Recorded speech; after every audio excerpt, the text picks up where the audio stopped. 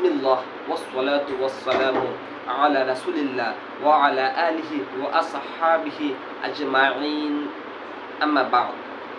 সুপ্রিয় দর্শক, কাছে এবং দূরে যে যেখান থেকে আমার এই ভিডিও দেখতেছেন সবাইকে মোবারকবাদ।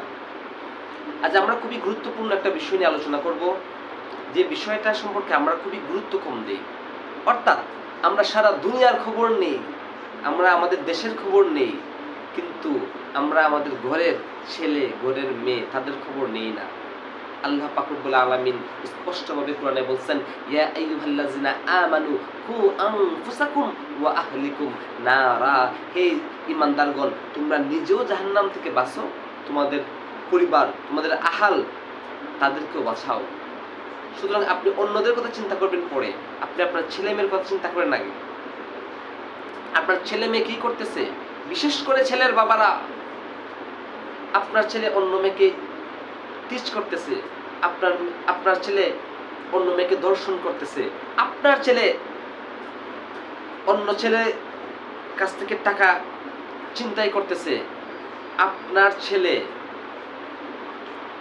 নেশা করতেছে, নেশা করে মানুষকে কষ্ট দিতেছে, আর আপনি তাহাজ্জুদ পড়তেছেন, নামাজ পড়তেছেন, বউকে পর্দায় রাখতেছেন, আমার জন্য তো জান্নাত রেডি। ইসলাম কি ফাইজলামির ধর্ম? ইসলাম কি আপনি ফাইজলামির ধর্ম পাইছেন? আল্লাহ পাক রব্বুল আলামিন কি বলছেন? আপনিও জাহান্নাম থেকে বাঁচুন। আল্লাহ কি শেষ করছেন? না, আল্লাহ রব্বুল আলামিন বলছেন আপনি আপনার পরিবার, আপনার সন্তান তাদেরকেও জাহান্নাম থেকে বাঁচাতে হবে, আল্লাহর আদেশ। কিন্তু আপনি সেটা করতেছেন না। আপনি আপনার ছেলে অন্যায় করতেছে 180 বেগে, কিন্তু আপনি সেই অন্যায়ের প্রতি কোনো মনোযোগই দিচ্ছেন না। আপনি আপনার তসবিহ নিয়ে আছেন, আর আপনি মানুষের কাছে যাইতেছেন দাওয়াত নিয়ে, ইসলামের দাওয়াত নিয়ে। আল্লাহ কি বলছে আপনাকে মানুষের কাছে যাইতে? আল্লাহ কি বলছে? আগে আপনি আপনার পরিবার, আপনার সন্তানের প্রতি দাওয়াত দেন, তারপর আপনার সময় থাকলে আপনি মানুষের কাছে যান, কোনো সমস্যা নাই। কিন্তু আগে আপনি আপনার ছেলেকে ইসলাম শেখান, মেয়েকে ইসলাম শেখান, বিশেষ করে ছেলেকে। আজকে ছেলেরা কিশোর গ্যাং হইতেছে, অথচ দেখা যায় তার বাবা হজ করছে, আলহাজ। আস্তাগফিরুল্লাহ। আপনার আলহাজ হওয়ার তো দরকার নাই, আপনার ছেলেকে ভালো মানুষ বানান। আপনার ছেলে আজকে কিশোর গ্যাং হয়ে মানুষের লক্ষ লক্ষ টাকা হাতিয়ে নিচ্ছে, আর আপনি নামাজ পড়ছেন, আপনি রোজা রাখতেছেন, আর বলতেছেন আমি তো কাল জান্নাতেই যাব। এত সহজ, এত সহজ। আমি বারবার বলতেছি, ইসলাম সহজ, কিন্তু ইসলাম মানুষের অধিকারের ক্ষেত্রে খুবই কঠিন। আপনার ছেলে অন্যের ক্ষতি করবে, অন্য মেয়ের ক্ষতি করবে, আর আপনি তসবিহ পড়ে পড়ে আপনি জান্নাতে চলে যাবেন। এতই সহজ ইসলাম। যদি এত সহজ ইসলাম হতো, তাহলে বিশ্বনবী কেন বারবার বলেছেন যে বান্দার হক আল্লাহ রাব্বুল আলামিন শাস্তি না দেওয়ার আগ পর্যন্ত মাফ করবেন না। আর আল্লাহর হক যেগুলা, এগুলা পালন করলে তো আল্লাহ মাফ করবে, পালন না করলেও আল্লাহ মাফ করতে পারে।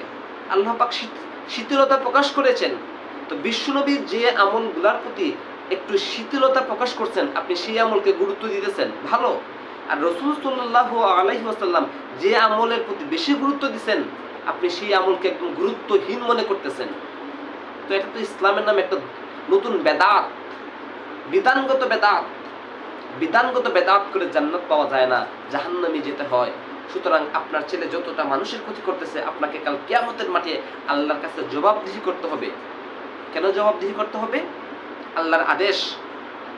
আল্লাহ তো শুধু আপনাকে জাহান্নাম থেকে বাঁচতে বলেননি, আপনার ছেলেকেও, মেয়েদেরকেও জাহান্নাম থেকে বাঁচাতে বলেছেন। আপনি কোথায়? আপনি কি শুনছেন?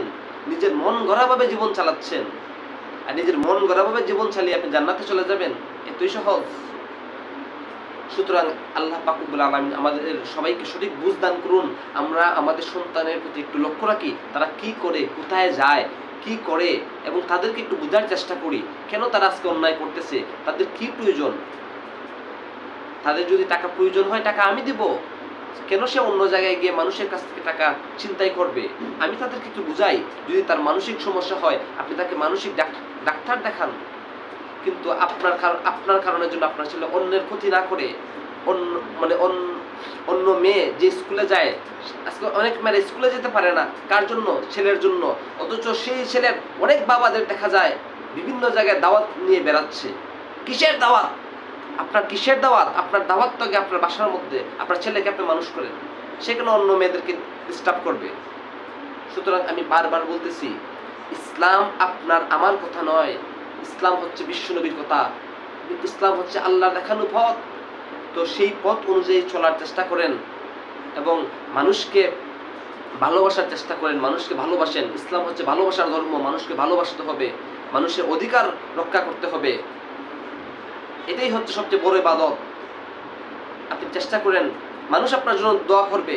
আপনি যখন মারা যাবেন মানুষ আপনার জন্য দোয়া করবে। আপনি আমল কিছু কম করলেও মানুষের দোয়ার কারণে আপনি জান্নাতে চলে যাবেন ইনশাআল্লাহ। তবে মানুষের ক্ষতি করবেন না, মানুষের ক্ষতি করবেন না। এবং আপনার ছেলে মেয়ের জন্য মানুষের ক্ষতি করতে না পারে সেজন্য আপনার ছেলে মেয়েকে আপনি ওই শিক্ষা দিয়ে বড় করেন যেন তারা মানুষের ক্ষতি না করে। আল্লাহ সবাইকে সঠিক বুঝদান করুন। সুবহানাকা আল্লাহুম্মা বিহামদিকা আশহাদু আল্লা ইলাহা ইল্লা আনতা আস্তাগফিরুকা ওয়া আতুবু ইলাইক। ওয়াসসালামু আলাইকুম ওয়া রাহমাতুল্লাহ।